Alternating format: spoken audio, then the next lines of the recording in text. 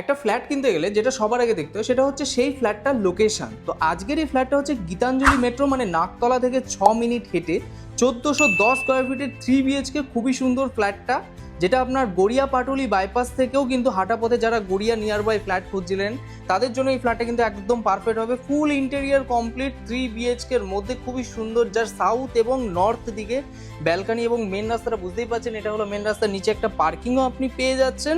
পূর্ব দিকে আপনার এন্ট্রি, এদিকটা হচ্ছে আপনার সাউথ, এই দিকটা হচ্ছে আপনার নর্থ দিক হচ্ছে। এখানে একটা বেডরুম পেয়ে যাচ্ছেন যেটা কিন্তু মাস্টার বেডরুম হচ্ছে।